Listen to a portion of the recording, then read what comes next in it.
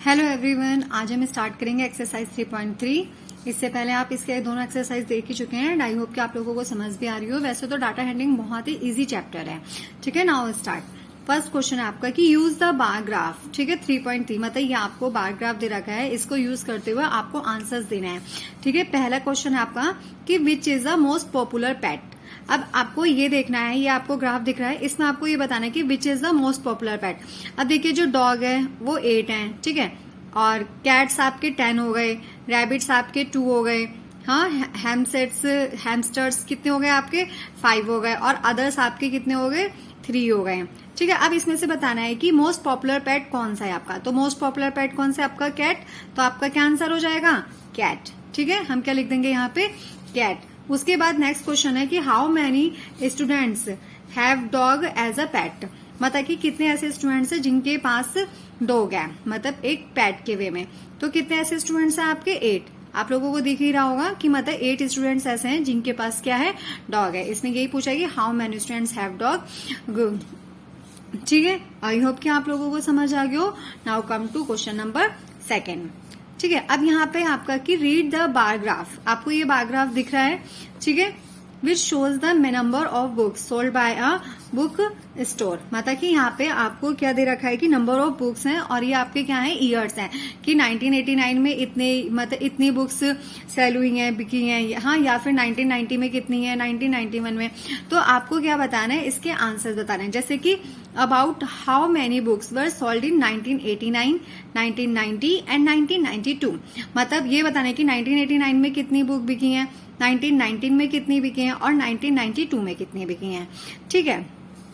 अब अगर हम बात करें 1989, तो देखो यहाँ पे क्या है कि 1989 में कितनी बुक्स सेल हुई हैं, मतलब ये आपका 200 से थोड़ा सा नीचे है, ठीक है, और 100 से ज्यादा ऊपर है।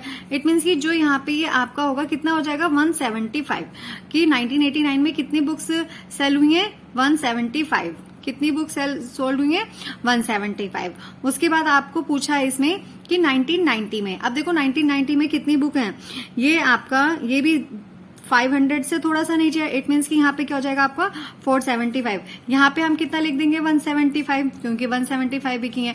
हाँ, 1990 में कितनी हो गई आपकी 475, ठीक है। अब इसी तरीके से आपका 1992 में, अब देखो 1992 में ये आपका 200 से थोड़ा सा ऊपर है। मतलब देखो अगर आप ऐसे देखेंगे सिमिलर, तो यहाँ पे क्या होगा कि 200 से थोड़ा ऊपर है। इट मीन्स कि ये कितनी हो गई आपकी 225, कि 1989 में 175 बुक्स सोल्ड हुई हैं, 1990 में 475 एंड 1992 में 225, ठीक है। Now come to question number 2।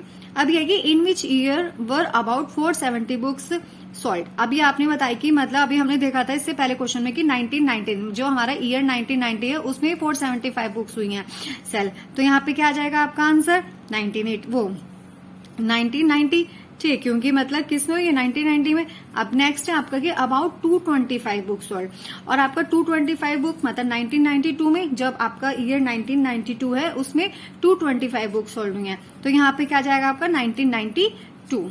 I hope कि आप लोग समझ पा रहे हो इसको, ठीक है। कम टू थर्ड क्वेश्चन, ठीक है। इसमें है कि in which years were fewer than 250 books sold. मतलब कि इसमें ये बताना है कि 250 बुक्स से कम किस ईयर में बुक्स सेल हुई हैं, ठीक है। अब हम यहाँ पे देखते हैं, देखो आपको यहाँ पे दिख ही रहा होगा कि देखिए यहाँ पे आपका एक तो है 1989 ईयर, क्योंकि यहाँ पे 1989 में कितनी बुक्स सेल हुई थी 175 बुक्स सोल्ड हुई थी, 1990 में 475, और यहाँ पे क्या पूछा है 250 बुक्स से कम। अब 1991 में भी मतलब 275 है, मतलब नहीं 300 बुक्स हैं नियरेस्ट, ठीक है, और 1992 में कितनी है 225। इट मीन्स आपका क्या आंसर हो सकता है 1989 और 1992, क्योंकि 1993 में तो 500 बुक्स सेल हुई हैं। तो इसका आंसर क्या हो जाएगा, अब हम यहाँ पे क्या लिख देंगे इसके आंसर के तौर पर, यहाँ पे आपका आंसर हो जाएगा 1989 एंड 1992, ठीक है। अब नेक्स्ट है आपका कि can you explain how you would estimate the number of books sold in 1989। अब देखो 1989 में आपको 175 बुक्स क्या हुई हैं, सोल्ड हुई हैं। अब एस्टिमेट करना क्या होता है, एस्टिमेट करने में तो हम इसको क्या करते हैं, ब्रेक कर देते हैं। इट मीन्स कि 100 + 75 इज इक्वल टू कितना हो गया 175। Okay, now come to question number 3। ये है आपका कि number of children in 6 different classes are given below. ठीक है, मतलब कि आपको यहाँ पे हर क्लास के अलग अलग बच्चों के नंबर दे रखे हैं। तो represent the data on a bar graph. सबसे पहले तो इसमें हमें एक बार ग्राफ बनाना है, जैसे ये बार ग्राफ बना हुआ है ऐसे हमें इस क्वेश्चन के लिए बार ग्राफ बनाना होगा। ठीक है, उसके बाद हमें क्या बताना है इसका आंसर। अब सबसे पहले इसमें क्वेश्चन, पहले मैं इसको बार ग्राफ दिखा देती हूँ आपको। देखिए ये है बार ग्राफ। ठीक है, अब इसमें क्या है आपका, जैसे कि 5th क्लास में 6th क्लास में कितने कितने स्टूडेंट्स थे, कितने कितने चिल्ड्रन थे, उसके अकॉर्डिंग हमने यहाँ पे क्या कर दिया, बार बना दिया, इसका ग्राफ बना दिया। जैसे कि 5th में 135 चिल्ड्रन, तो हमने यहाँ पे क्या किया 135। ठीक है, 6th में कितना है 120, तो ये 120। इस तरीके से आपका क्या बन गया, बार बन गया। अब इसमें सबसे पहला क्वेश्चन आपका कि how would you choose scale, मतलब हमने जो यहाँ पे स्केल यूज किया है वो किस वे में किया, तो मतलब 1 सेंटीमीटर इक्वल टू 10 चिल्ड्रन, मतलब हमने यहाँ पे 1 सेंटीमीटर के डिस्टेंस लिया और उसमें हमने क्या किया है 10 चिल्ड्रन। ठीक है, आपका नेक्स्ट क्वेश्चन क्या आपका कि which class has the maximum number of a children and the minimum, मतलब इसमें पूछा है कि कौन सी क्लास में मैक्सिमम नंबर है और कौन सी क्लास में मिनिमम। अब देखिए जो मैक्सिमम नंबर है वो कितने 135, तो यहाँ पे क्या हो जाएगा, मतलब 5th क्लास में मैक्सिमम नंबर कितने 135 और मिनिमम कितने हैं आपके, सबसे कम बच्चे कौन सी क्लास में है 10th में, तो हम क्या लिख देंगे यहाँ पे 10। ठीक है, तो हमने क्या लिखा कि maximum number of a children is equal to 5th class, कितने स्टूडेंट्स हो गए 135, और minimum number of a children is equal to 10th class, कितने स्टूडेंट्स आपके 80 स्टूडेंट्स। ठीक है, नाउ कम टू थर्ड। यहाँ पे आपको बताना है कि find the ratio of the students of class 6 to the student of class 8, मतलब कि आपको क्लास 6 और क्लास 8 स्टूडेंट्स का क्या निकालना है, रेशियो निकालना है। अब रेशियो निकालने के लिए हम क्या करते हैं, ratio of the students is equal to किस किस का निकालना है हमें, class 6 of the students upon class 8 of the students. ठीक है, अब यहाँ पे कितने बच्चे हैं 6 क्लास से 120 और 8 क्लास में आपके 100, तो हम इसमें इसको डिवाइड करेंगे, मतलब 6 0 से 0 कट गया, 2 6 या 12 और 2 5 या 10, तो इसका जो रेशियो आ गया वो क्या है आपका 6:5। ठीक है, now come to question number 4। यहाँ पे आपको the performance of a student in first term, मतलब यहाँ पे आपको स्टूडेंट्स के परफॉर्मेंस दी है कि फर्स्ट टर्म में उनके कितने मार्क्स है और सेकंड टर्म में कितने मार्क्स हैं। तो इसको क्या करना है, आपको डबल बार में आपको बताना है कि मतलब डबल बार का ग्राफ बनाकर आपको बताना है। ठीक है, इसमें सबसे पहले तो आपका क्वेश्चन है कि in which subject has the child improve his performance the most. ठीक है, मतलब सबसे पहले मैं आपको इसका बार बता देती हूँ, ग्राफ दिखा देती हूँ।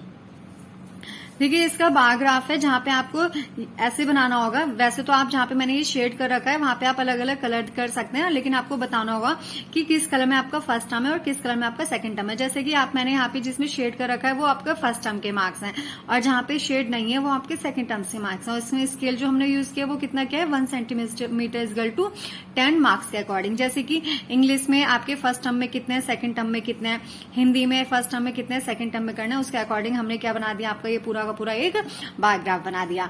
ठीक है, अब इसमें कुछ क्वेश्चंस हैं, वो क्या क्या है आपके, in which subject has the child improved his performance the most, मतलब कि इसमें ये पूछा है कि किस सब्जेक्ट में बच्चों ने सबसे ज्यादा इम्प्रूव किया। जैसे कि फर्स्ट टर्म में इंग्लिश में 67 थे, तो फर्स्ट टर्म में, तो सेकंड में टर्म में कितने हो गए 70। तो इसमें यह बताना है सबसे ज्यादा इम्प्रूव किस में किया, तो सबसे ज्यादा इम्प्रूव किया आपका मैथ्स में। जैसे कि फर्स्ट टर्म में तो इसके 88 थे और सेकंड टर्म में इनके कितने हो गए 95 नंबर हो गए, तो सबसे ज्यादा इम्प्रूव किस में हुआ, इसमें।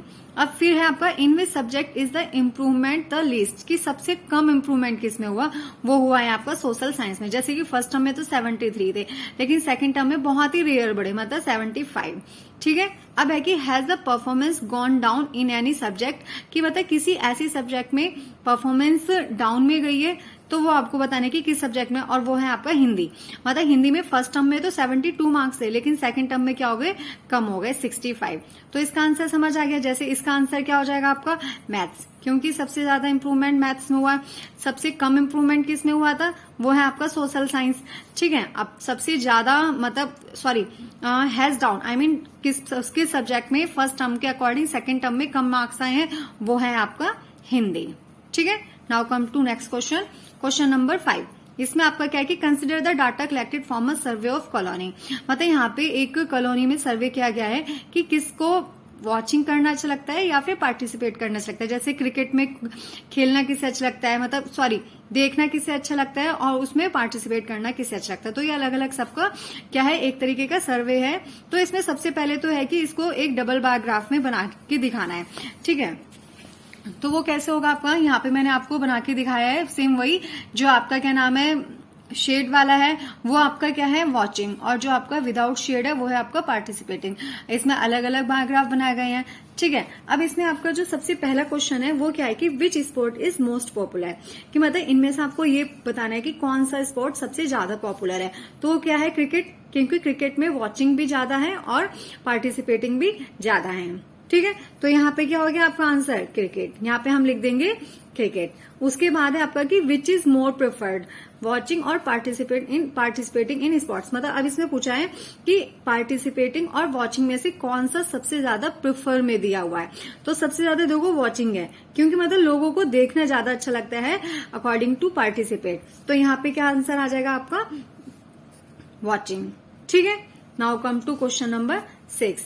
अब क्वेश्चन नंबर 6 है आपका कि take the data giving the minimum and maximum temperature of various cities given the beginning of the chapter table 3.1। मतलब इस चैप्टर के स्टार्टिंग में एक टेबल दे रखी है 3.1, ठीक है। हमें उसका बार ग्राफ बनाना है और फिर उसके अकॉर्डिंग क्वेश्चन करना है। मैं आपको एक बार इसका टेबल दिखा देती हूँ। ये देखिए, ये इसकी क्या है टेबल है, जिसके अकॉर्डिंग हमें क्या करना है क्वेश्चंस बताने हैं, ठीक है। तो अब इसका क्या है कि इसका बार ग्राफ बना के दिखाती हूँ कि इसमें बार ग्राफ कैसे बनाना है आपका। सेम ऐसा है कि ये आपका जो शेडेड एरिया है वो आपका क्या है मैक्सिमम टेम्परेचर, और ये आपका मिनिमम टेम्परेचर। सब जैसे कि अहमदाबाद, अमृतसर, बेंगलोर, चेन्नई, दिल्ली, जयपुर, जम्मू, मुंबई, सबका अलग अलग क्या है मैक्सिमम और मिनिमम टेम्परेचर है, ठीक है। इसमें हम स्केल कितना है उसके 1 centimetre equal to 10 degree Celsius. अब इसके आंसर्स, इसमें पहला क्वेश्चन है कि which city has the largest difference in the minimum and maximum temperature of the given data. तो इसमें आपका क्या आंसर आ जाएगा जम्मू, क्योंकि इसमें आपका मैक्सिमम और मिनिमम टेम्परेचर में बहुत ज्यादा डिफरेंस था, ठीक है। अब सेकंड है आपका कि which is the hottest city and which is the coldest, मतलब कि कौन सी सबसे ज्यादा ठंडी और सबसे ज्यादा गर्म था, वो भी क्या है आपका जम्मू, क्योंकि वहां का टेम्परेचर मतलब बहुत ज्यादा गर्म 38 डिग्री सेल्सियस था और बहुत ज्यादा ठंडे में 29 डिग्री सेल्सियस था।